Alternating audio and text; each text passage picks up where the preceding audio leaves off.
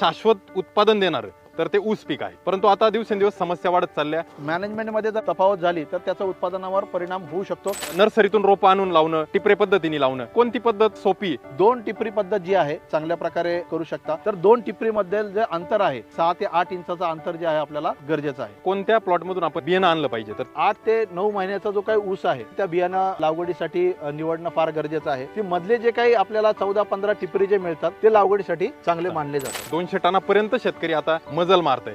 तथ्य किती आणि हे शक्य किती?